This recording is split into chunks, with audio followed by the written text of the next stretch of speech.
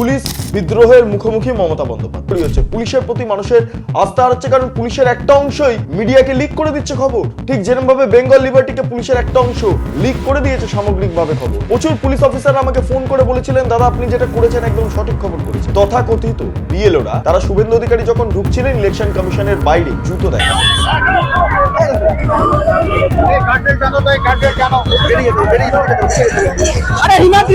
সেটাকে রোখা সম্ভব হলো না। বারবার এই ঘটনা ঘটছে, বারবার বলা বাহুল্য, বারবার হচ্ছে। তৃণমূলের তথাকথিত বিএলও বলা হচ্ছে কমিশনার সরাসরি কথা বলেছেন এবং কথা বলে বলেছেন এই ধরনের বিষয়টা আপনারা নজর রাখুন, ধরা পড়ে যাচ্ছে। পুলিশ বিদ্রোহের মুখোমুখি মমতা বন্দ্যোপাধ্যায়। পুলিশের একটা অংশ মমতা বন্দ্যোপাধ্যায়ের হয়ে আর কাজ করতে চাইছেন না, কিন্তু একটা অংশ চাইছে যে মমতা বন্দ্যোপাধ্যায়ের হয়ে কাজ করে ভোট লুট করতে, পোস্টাল ব্যালট লুট করতে। এবং এই বিষয়টাকে সামনে রেখে ইতিমধ্যে পিটিএস এর অভ্যন্তরে বা পুলিশ ট্রেনিং স্কুল তার অভ্যন্তরে ওয়েলফেয়ারের মিটিংয়ে কার্যত টালমাটাল পরিস্থিতি। পুলিশের একটা অংশ তারা বিপদে মুখোমুখি হয়ে গিয়েছেন, কারণ নিচুতলার যারা পুলিশ কর্মীরা আছেন তারা বলছেন না এবার মাথা উঁচু করে ডিউটি করব, আর এভাবে ডিউটি করা সম্ভব নয়। এভাবে বারবার উঁচু তলার যারা কর্মীরা রয়েছেন তাদের যে সমস্ত অন্যায় আবদার সেগুলোকে সহ্য করে কাজ করা আর সম্ভব নয়। এই আবহে দাঁড়িয়ে এই মুহূর্তে আমরা একটি খবর করেছিলাম। সে খবরটা হলো যে পিটিএস এর অভ্যন্তরে একটা মিটিংকে কেন্দ্র করে যেভাবে টালমাটাল পরিস্থিতি তৈরি হয়েছে, পুলিশ বিদ্রোহ তৈরি হয়েছে বা একটা বাতাবরণ তৈরি হয়েছে, সেটা নিয়ে খবর করেছিলাম। সংশ্লিষ্ট খবরটি আপনারা কার্ডেও দেখতে পাচ্ছেন।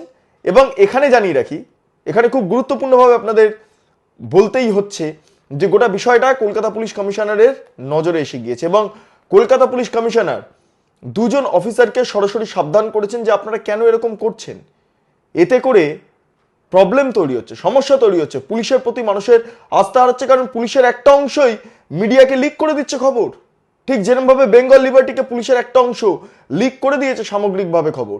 প্রচুর পুলিশ অফিসার আমাকে ফোন করে বলেছিলেন, দাদা আপনি যেটা করেছেন একদম সঠিক খবর করেছেন।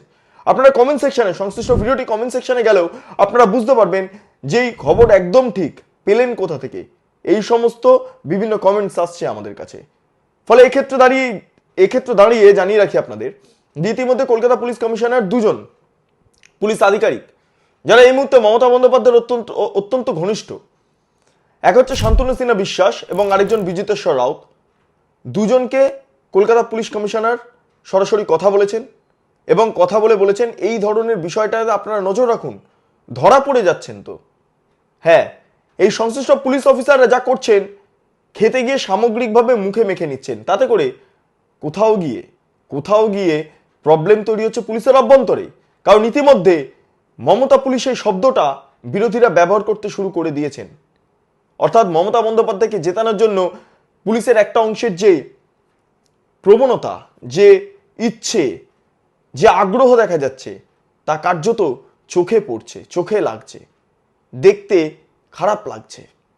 এবার গোটা বিষয়টা আপনাদের জানিয়ে রাখি, গতকালকে ভিডিওটি প্রকাশ পাওয়ার পর কলকাতা পুলিশ কমিশনার বিষয়টা জানেন এবং তিনিও সংশ্লিষ্ট ভিডিওটি দেখেছেন। আমাদের কাছে সূত্র মারফত সে খবর আসছে এবং তারপর বিজিতেশ্বর রাউত এবং শান্তনু সিনহা বিশ্বাসকে সরাসরি জিজ্ঞাসা করেন এভাবে কেন আপনারা কাজ করছেন, এভাবে কেন পিটিএস এর অভ্যন্তরে এই মিটিংগুলো করে আপনারা কি করতে চাইছেন, অ্যাকচুয়ালি ধরা পড়ে যাচ্ছেন তো। হ্যাঁ, কোট আনকোট এই শব্দগুলো ব্যবহার করেছেন, যেটা সূত্র মারফত আমাদের কাছে খবর মিলছে। এরপর আরো বেশ কিছু বিষয় আপনাদের সামনে উত্থাপন করব। এই শান্তনু সিনহা বিশ্বাস বা বিজিতেশ্বর রাউত তারা নানা সময় মমতা বন্দ্যোপাধ্যায় তোষামত করতে গিয়ে বা মমতা বন্দ্যোপাধ্যায়কে তোষণ করতে গিয়ে নানা ঘটনা ঘটিয়ে ফেলছেন যেগুলো চোখে লাগছে। যেমন জানিয়ে রাখি, আমরা সূত্র মারফত খবর পাচ্ছি এবং এই বিষয়টা আমাদের কাছে ডকুমেন্টে রয়েছে, সেটা হচ্ছে শান্তনু সিনহা বিশ্বাস তার ছেলেকে এনআরআই কোটাতে মেডিকেল পড়িয়েছেন এবং ইডির নজরে রয়েছে গোটা বিষয়টা। হ্যাঁ, ইডির নজরে রয়েছে, কারণ এনআরআই কোটাতে কখনো মেডিকেল এভাবে পড়ানো যায় না। কারণ শান্তনু সিনহা বিশ্বাসের পুত্র, তিনি তো আর বিদেশি নন, তিনি বিদেশে থাকেন না, তিনি তো প্রবাসী নন। তাহলে এনআরআই কোটাতে কি করে মেডিকেল পড়েন? ইডি এটাতে নজর রেখেছেন, একদম ইডি সূত্রে খবর আপনাদের সামনে তুলে ধরছি। এরপর বিজিতেশ্বর রাউত সহ অন্যান্য ভিডিও বারবার প্রকাশ্যে এসেছে আমরা দেখেছি শুভেন্দু অধিকারী তিনিও প্রেস কনফারেন্স করে এই ওয়েলফেয়ারে মিটিং সহ সেখানে শান্তনু সিনহা বিশ্বাস, বিজিতেশ্বর রাউতের নানা ভিডিও প্রকাশ করেছেন, এগুলোও দেখেছি।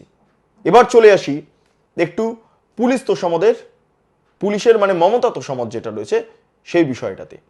ইলেকশন কমিশনে কালকে কি হলো? কালকে আমরা দেখলাম তৃণমূল কংগ্রেস সমর্থিত তথাকথিত বিএলওরা তারা শুভেন্দু অধিকারী যখন ঢুকছিলেন ইলেকশন কমিশনের বাইরে জুতো দেখাচ্ছে। সে ভিডিও প্রকাশ্যে এসেছে, সে ভিডিও আপনারা দেখতেও পাচ্ছেন। তার বিরুদ্ধে দাঁড়িয়ে বিজেপি নেতৃত্বের একটা অংশ তারাও পাল্টা জুতো দেখিয়ে এবং সংশ্লিষ্ট তথাকথিত বিএলওদের বিভিন্নভাবে আক্রমণ করেন। আক্রমণ বনাম পাল্টা আক্রমণ। প্রশ্নটা হচ্ছে এই যে এই বিএনএস এর 163 ধারা যেখানে জারি রয়েছে, অর্থাৎ যেটা আগে ভারতীয় দণ্ডবিধির 144 ধারা ছিল, সেটা এই মুহূর্তে দাঁড়িয়ে আমরা দেখতে পাচ্ছি সিআরপিসির 144 ধারা যেটা ছিল সেটা 163 ধারা। এবং সেই ধারা যখন থাকে তাহলে বিষয়টা কি, সেখানে জমায়েত করা যায় না, অবৈধ জমায়েত করা যায় না। কিন্তু ইলেকশন কমিশনের সামনে এরকম একটা হাই ভোল্টেজ এরিয়া, সামনে রাজভবন, হেয়ার স্ট্রিট থানার অন্তর্গত, সামনে রাজভবন, ইলেকশন কমিশন, বিধানসভা, খুব গুরুত্বপূর্ণ জায়গাগুলো রয়েছে, মহাকরণ, সেখানে দাঁড়িয়ে হেয়ার স্ট্রিট থানার অঞ্চলে যেখানে এত গুরুত্বপূর্ণ জায়গা 163 বিএনএস রয়েছে, সেখানে এভাবে জমায়েত কার নির্দেশে হচ্ছে? কার নির্দেশে হচ্ছে? সিপির নির্দেশ নাকি না অন্যান্য বিভিন্ন পুলিশের ওপর কোনো একটা বাড়ি থেকে, কালীঘাটের কোনো একটা বাড়ি থেকে চাপ রয়েছে না ওখানে রাখতেই হবে, সে 163 থাকুক বা না থাকুক, ওখানে এই ভিড়টা রাখতেই হবে। কারণ যখনই বিরোধী দলনেতা বা অন্যান্য নেতারা ঢুকবেন তখন তাদের ওপর এভাবে জুতো দেখিয়ে আক্রমণ করা হবে। সবাই দেখছেন এই গোটা বিষয়টা কারা কারা ঘটিয়েছেন, সেই তালিকা এই মুহূর্তে আমাদের কাছে এসে পৌঁছে গিয়েছে। আমরা জানি ওয়েলফেয়ারের এক সদস্য, খুব ইম্পর্টেন্ট সদস্য, নাম হচ্ছে রুহুল আমিন আলী শাহ। তিনি এবং তার আরেক সাকরেত, তিনি এএসআই শফিকুল ইসলাম, অর্থাৎ রুহুল আমিন আলী শাহ এবং তার সাকরেত এএসআই শফিকুল ইসলাম গোটা ঘটনার ক্ষেত্রে মদত দিয়েছেন। শুভেন্দু অধিকারীকে জুতো দেখানো হচ্ছে, তথাকথিত তৃণমূল বিএলওরা জুতো দেখাচ্ছেন, এইটাকে মদত দিয়েছেন। এবং তার পাশাপাশি গোটা ঘটনার নেপথ্যে আরো দুজনের নাম উঠে আসছে। DC2 দেবু সরকার, এর পাশাপাশি এসি প্রসেনজিৎ, এই নাম উঠে আসছে। আরেকজনের নাম, যিনি এই মুহূর্তে হেয়ার স্ট্রিট থানাতে দায়িত্বপ্রাপ্ত অর্থাৎ চার্জ নেওয়া ওসি, নাম হচ্ছে বিশ্বজিৎ দাস, তিনিও এর নেপথ্যে রয়েছেন। এই নামগুলো প্রকাশ্যে আসতে শুরু করে দিয়েছে প্রকাশ্যে আসতে। এবং এক্ষেত্রে দাঁড়িয়ে সংশ্লিষ্ট পুলিশ অফিসারদের ক্ষেত্রে একটাই বক্তব্য, যে আপনারা তো সরকারি কর্মচারী, আপনারা তো কোনো পার্টির কর্মচারী নন। ফলে এই যে ঘটনাগুলো ঘটছে, সেটা বিজেপি হোক, তৃণমূল হোক, সিপিএম হোক, যাই হোক না কেন, যে দলই হোক না কেন, তারা যদি 163 ভেঙে বা জেড ক্যাটাগরি কোনো নেতা যাচ্ছেন তাকে যদি এরভাবে জুতো দেখানো হয় বা হয়, সেটা তো আইনের অবমাননা করা। এবং সেটাকে আপনারা সমর্থন জানাচ্ছেন, সেখান থেকে ভিড়টা সরাতে পারলেন না। সেখানে এই ঘটনা যে ঘটলো সেটা সম্ভব হলো না সরানো, সেটাকে রোখা সম্ভব হলো না। বারবার এই ঘটনা ঘটছে, বলা বাহুল্য বারবার হচ্ছে। তৃণমূলের তথাকথিত বিএলও বলা হচ্ছে, তারা যদি এই কাজটা কন্টিনিউ করতে থাকেন তাহলে এটা কাদের মদতে হচ্ছে? পুলিশ যদি একদম সক্রিয়ভাবে কাজ করতো তাহলে ইলেকশন কমিশনের সামনে কাউকে জমাইতে হতে দিত না। ইলেকশন কমিশন দপ্তরে আজকে যদি কোনো রকম ভাঙচুর হয়, তথ্য লোপাট হয়, এত এসআইআর এর কাগজপত্র ইত্যাদি ডকুমেন্টস বা পরিসংখ্যান রয়েছে, তাহলে ভাবুন তো এই এসআইআর প্রক্রিয়া পুরো শেষ হয়ে গেলে কি অবস্থা হতে পারে, কি হতে পারে। এই যে কোটি কোটি মানুষ যে তারা কাগজপত্র জমা দিলেন, যে রেকর্ড জমা দিলেন, তাদের তো আবার সমস্যার সম্মুখীন হতে হবে। জেনে বুঝেও সেখানে জমায়েত করতে দেওয়াটা কি পুলিশের কোন রকম রাজনৈতিক দলের প্রতি আগ্রহ প্রকাশ নয় কি? এবং মানুষ থেকে শুরু করে, সাধারণ মানুষ থেকে শুরু করে অন্যান্য বিভিন্ন বিরোধী দল, সেটা সিপিএম, আইএসএফ, কংগ্রেস বা বিজেপি, বা অন্যান্য বিভিন্ন বিরোধী দল, তাদের সবার নজরে রয়েছে সংশ্লিষ্ট পুলিশ অফিসারদের নাম। যদি মিডিয়ার কাছে, আমাদের কাছে এই নামগুলো এসে পৌঁছায়, এই যে আমি নোট ডাউন করে রেখেছি, এই নামগুলো এসে পৌঁছায়, তাহলে আপনারা ভাবুন তো, এটা সমস্ত বিরোধী দল বা অন্যান্য দলের কাছে রয়েছে। তাহলে এই যে ষড়যন্ত্রগুলো, চক্রান্তগুলো যারা করছেন, কোনো না কোনো তো একদিন কারণ ক্ষমতা চিরস্থায়ী হয় না। অ্যাডলফ হিটলারেরও ক্ষমতা চিরস্থায়ী হয়নি অমন একটা শক্তিশালী মানুষের, রাজনৈতিকভাবে শক্তিশালী। ঠিক একইভাবে স্টালিনেরও ক্ষমতা চিরস্থায়ী ছিল না। ঠিক একইভাবে এই রাজ্যে বাম সরকারেরও ক্ষমতা চিরস্থায়ী ছিল না, কংগ্রেসেরও ছিল না, যুক্তফ্রন্টেরও ছিল না, ফলে তৃণমূলেরও থাকবে না, এবং পরবর্তীকালে অন্য কোনো দল এলে তাদেরও থাকবে না, হয়তো 20 বছর 10 বছর। কিন্তু মানুষগুলো তো নির্দিষ্টভাবে চিহ্নিত হয়ে যাচ্ছে। তাদের অবস্থা আলাপন বন্দ্যোপাধ্যায়ের মতো হবে না তো ভবিষ্যতে? এই যে এইভাবে তোষামত করে গোটা রাজ্যের আইন শৃঙ্খলা পরিস্থিতি খারাপ করে দেওয়া, ভোট লুটের ক্ষেত্রে প্ররোচনা দেওয়া, এই যে ঘটনাগুলো পরপর ঘটছে, এতে করে এমনটা হবে না তো যে ভবিষ্যতে সংশ্লিষ্ট পুলিশ অফিসারদের যাদের নাম এই মুহূর্তে জনে জনের মুখে ঘুরে বেড়াচ্ছে, তাদের অবস্থা আলাপন বন্দ্যোপাধ্যায়ের মতো হবে না তো? তাদের তো ডিউটি করতে হবে। এবং এই বিষয়টা মাথায় এসছে অনেকের, কারণ পুলিশ অফিসারদের একটা অংশ যারা নিচু তলার কর্মীরা রয়েছেন, তারা তো আর বেতন দিয়ে ছাড়া তারা তো আর এক্সট্রা কোনো রোজগার নেই। যা রোজগার আছে এক্সট্রা, সেটা হচ্ছে হয়তো ওপর মাথার, হতেই পারে রোজগার। নির্দিষ্ট রাজনৈতিক দলের হয়ে দলাদলি করে অতিরিক্ত কামাতেও পারেন, দুর্নীতির মুখোমুখিও হতে পারেন, দুর্নীতিকে প্রশ্রয়ও দিতে পারেন। কিন্তু নিচুতলার কর্মীরা, তারা তো ফিল্ডে কাজ করেন না, তারা তো নির্দেশ মেনে করেন, এবং এই নির্দেশ মানতে গিয়ে তারা বারবার নানাভাবে অপমানের শিকার হচ্ছেন। তারা বলছেন না, এইভাবে চলতে পারে না, তাই তারা বিদ্রোহ করেছেন। তারা ডিএর যে কর্মসূচি রয়েছে ডিএ কর্মীদের, সেখানে অংশগ্রহণ করবেন প্রচুর পুলিশ অফিসাররা। পুলিশ বিদ্রোহ দেখা গিয়েছে ঠিক যেমনটা জ্যোতি বসুর আমলে একবার দেখা গিয়েছিল। জ্যোতি বসুর ঘরের বাইরে পুলিশের বিদ্রোহ সেই মুহূর্তে চরম আকার ধারণ করে বিধানসভার অভ্যন্তরে। জ্যোতিবাবু দেখাও করেছিলেন তাদের সঙ্গে। আর এই মুহূর্তে দাঁড়িয়ে পুলিশ কর্মীদের, নিচুতলার কর্মীদের সিংহভাগ তারা ক্ষুব্ধ হয়ে গিয়ে তারা বলছেন তারা ভোট লুটে অংশগ্রহণ করবেন না, তারা এইভাবে অবৈধ কাজে অংশগ্রহণ করবেন না। তারা পুলিশ অফিসার, আইনের রক্ষক, মানুষের সার্ভেন্ট, প্রশাসনের সার্ভেন্ট, ফলে তারা মানুষের জন্য কাজ করতে চান। তারা কাজ করতে চান কোনো দলাদলি করে নয়, তারা কাজ করতে চান অপরাধ মুক্ত করতে সমাজকে, অপরাধীদের প্রশ্রয় দিতে নয়, তথ্য প্রমাণ লোপাট করতে নয়, ঠিক যেমনটা অভয়ের ক্ষেত্রে হয়েছিল। ফলে পুলিশ অফিসারদের একটা অংশ তারা যথেষ্টভাবে ক্ষুব্ধ হয়ে গিয়েছেন এবং তারা বলছেন আর এভাবে চলতে পারে না। ডিএ চাই। ডিএ কেন দেওয়া হচ্ছে না সুপ্রিম কোর্টের নির্দেশ মোতাবেক? কেন বারবার কোর্টের সম্মুখীন হতে হচ্ছে? আজকে বিধানসভার বাইরে হোক, নবান্নর বাইরে হোক, ইলেকশন কমিশনের বাইরে হোক, বা মহাকরণের বাইরে হোক, বা নিউ সেক্রেটারিয়েট বিল্ডিং এর বাইরে হোক, প্রত্যেক কটা জায়গায় যখন পুলিশ প্রহরা দিচ্ছেন এবং সেখানে যখন আমরা সাংবাদিকরা যখন ঢু মারি খবরের খোঁজে, তখন পুলিশ কর্মীরা জিজ্ঞেস করেন ডিএটা পাবো তো দাদা, ডিএটা হবে তো?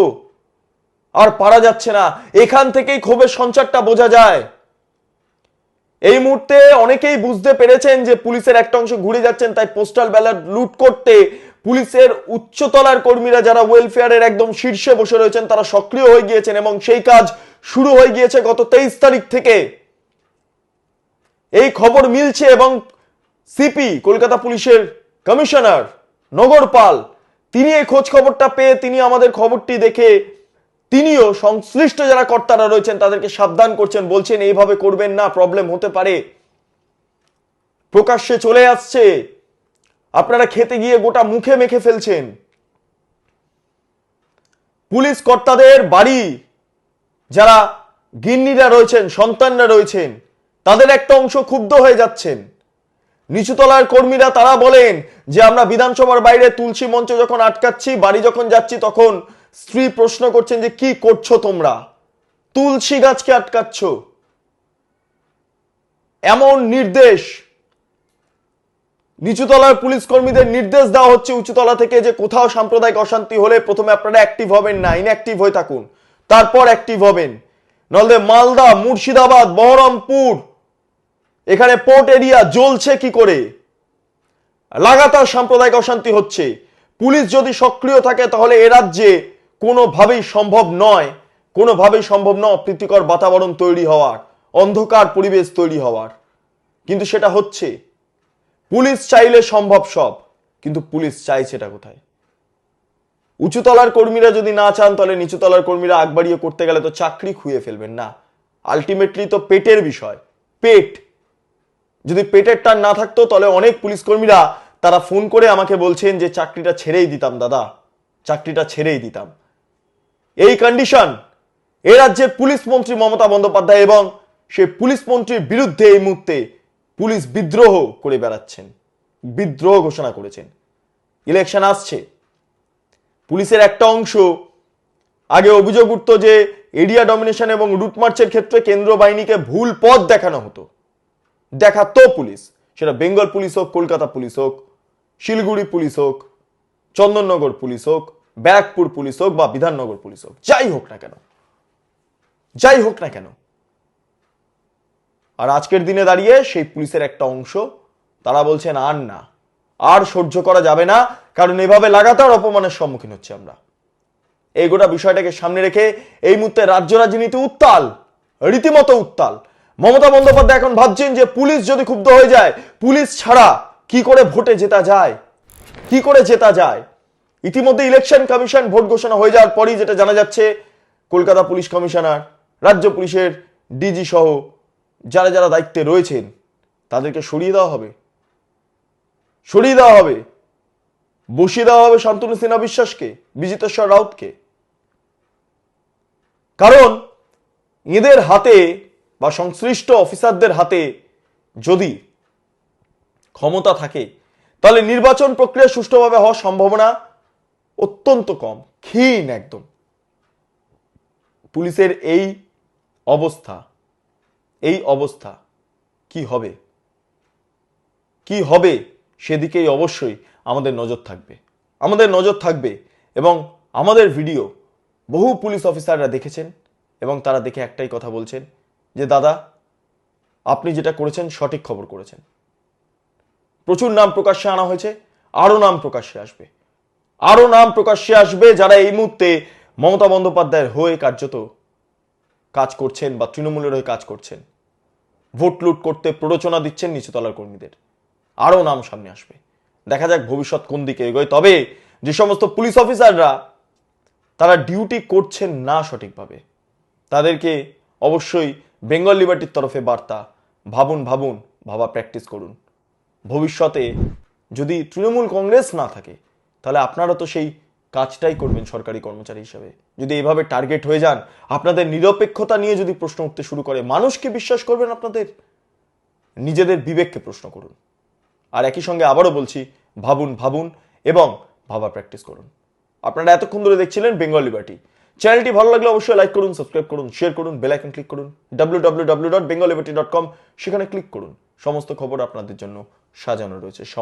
স্বাধীন, কাঁচিন এবং গেরিলা সাংবাদিকতার পাশে দাঁড়ান। অসংখ্য ধন্যবাদ।